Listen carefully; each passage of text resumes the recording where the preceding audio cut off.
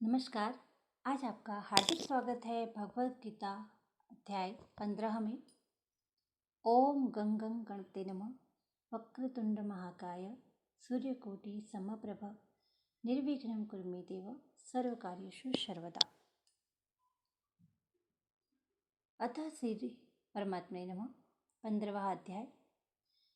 श्री कृष्ण भगवान जी बोले, हे अर्जुन, यह संसार वृक्ष रूप है। इस वृक्ष का मूल आदि जो जड़ है वह ऊपर की तरफ है और शाखाएं नीचे की तरफ है। यह वृक्ष उल्टा है। जब मनुष्य माता के गर्भ में होता है तब सिर तले नीचे की ओर होता है। यह सिर इस मनुष्य रूपी वृक्ष की जड़ है। हाथ और पैर इसकी शाखाएं हैं। जब गर्भ से बाहर निकलता है तब उल्टा ही चलता है, इसलिए इसे उल्टा वृक्ष कहा गया है। हे अर्जुन, इसको विनाश भी कहते हैं और अविनाशी भी कहते हैं। इसका भेद सुन। आत्मा अविनाशी है और देह विनाशी है, और वेद इसके पत्ते हैं। जो जानता है वही वेद का ज्ञाता है। इसकी शाखाएं ऊपर फैली हुई हैं। सत्य, रज और तम इसकी रस वाहिनियां नसें हैं। इनसे इसका पालन होता है। शब्द रूप आदि इसकी डालियां हैं। पीछे कर्म रूप में प्रकट होने वाली इसकी जड़ें नीचे मनुष्य लोक में और भी नीचे तक चली गई है। पर अस्वस्थ का यह रूप, इसका आदि, अंत और आकार संसारी प्राणी के ध्यान में नहीं आता, तथापि इसकी जड़ गहरी है। ऐसे इस पीपल को वैराग्य रूपी दृढ़ शस्त्र से काटकर वह स्थान ढूंढना चाहिए जहाँ से फिर लौटना नहीं पड़ता, और साथ ही यह विचारना चाहिए कि जिसमें वह पुरातन प्रवृत्ति उत्पन्न हुई है उसी आदि पुरुष की शरण हो। अहंकार और मोह रहित संग दोष को जीतने वाले, आत्मज्ञान से निरत, सब कामनाओं से दूर, दुख सुख नामक द्वंद्व पदार्थों से मुक्त ऐसे ज्ञानी पुरुष नाशवत पद को जाते हैं। जिसे सूर्य, चंद्र या अग्नि प्रकाशित नहीं करते, वह मेरा परम धाम है। वहां जाकर लौटना नहीं होता। मेरा सनातन अंश इस जीवलोक का रूप धरकर प्रकृति में स्थिर पांचों इंद्रियों और छठे मन को उससे छुड़ाता है। जैसे वायु पुष्पादि की गंध को दूसरे स्थान में ले जाता है, उसी प्रकार यह देह स्वामी शरीर धारण करने के बाद जब उसका परित्याग करता है तब इंद्रियों और मन को साथ ले जाता है। कान, आँख, चर्म, जीभ, नाक और मन का आश्रय लेकर वह जीव विषयों का भोग करता है।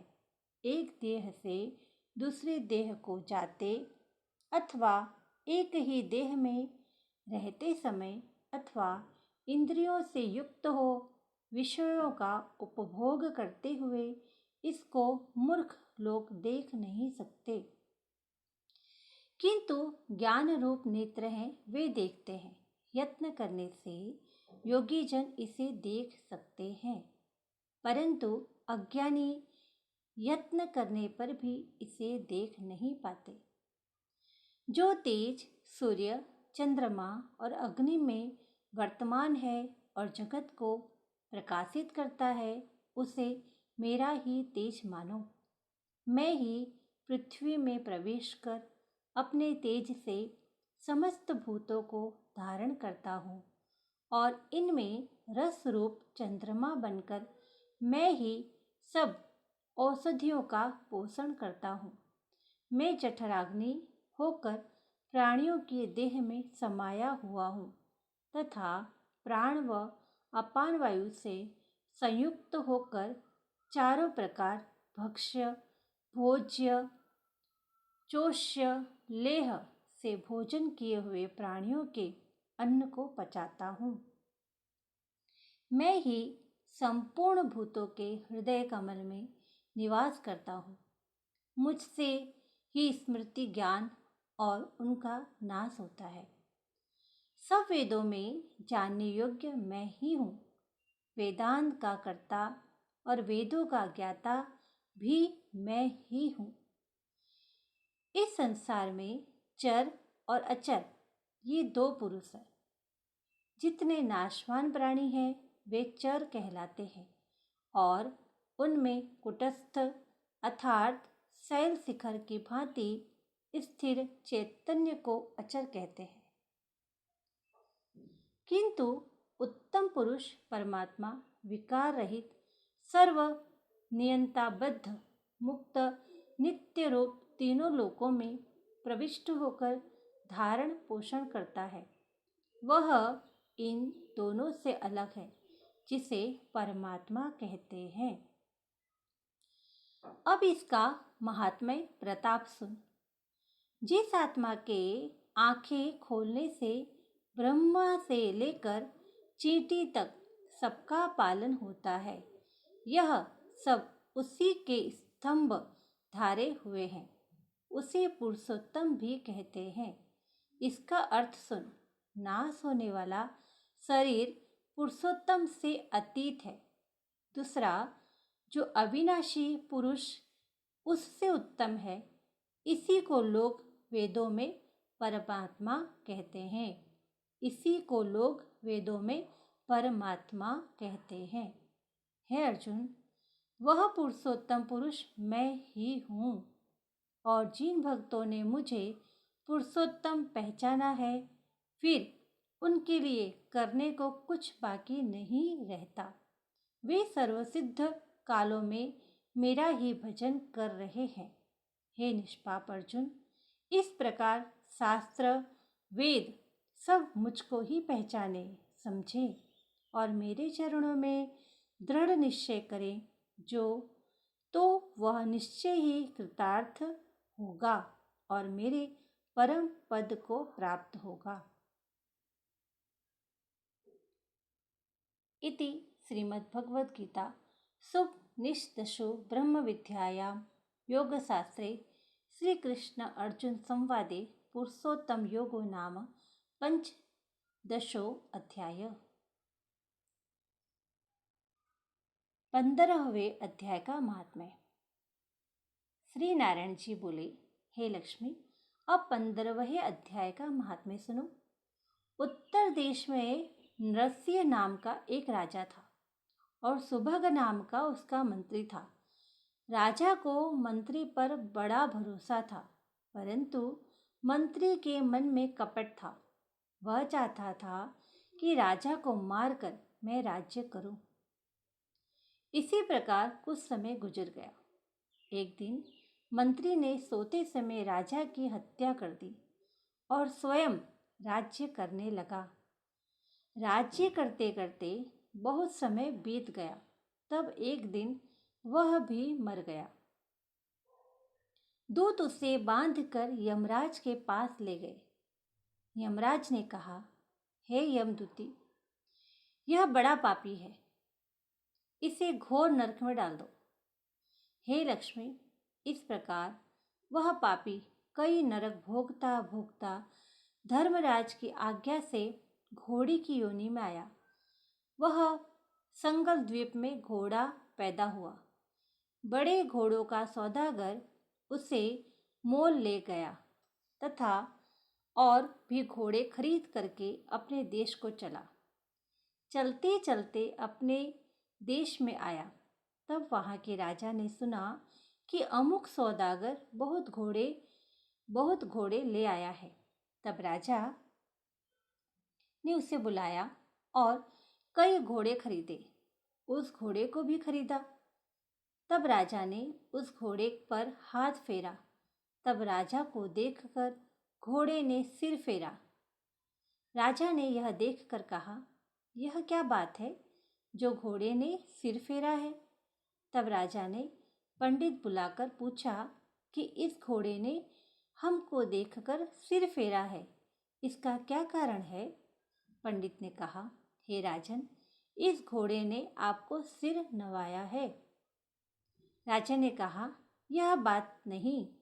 कई दिन पीछे राजा शिकार खेलने को उसी घोड़े पर सवारी करके गया। वह घोड़ा जल्दी चलता था। राजा शिकार खेलते खेलते बहुत दूर चला गया। उस दिन राजा ने जाते ही शिकार मारा। राजा बहुत प्रसन्न हुआ। दोपहर हो गई। राजा को प्यास लगी। राजा ने वन में एक साधु देखा जो एक कुटिया में बैठा था। वहीं एक तालाब था जो जल से भरा था। वहां राजा उतरा। घोड़ा वृक्ष से बांधकर कुटिया में गया। देखा तो साधु अपने पुत्र को गीता के 15वें अध्याय का पाठ सिखा रहा था। वृक्ष के पत्ते पर श्लोक लिख दिया है। बालक को कहा, खेलते फिरो और इसको कंठ भी करो। जिस वृक्ष से राजा ने घोड़ा बांधा था, उसी वृक्ष के पत्ते पर श्री गीता जी का श्लोक लिखा था। वह बालक पत्ता लेकर खेले भी और पढ़े भी। उस पत्ते को घोड़े ने देखा, तत्काल उसकी देह छूटी। देवदेही पाई। स्वर्ग से विमान आए, जिस पर बैठकर बैकुंठ को चला। इतने में राजा पानी पीकर बाहर आया।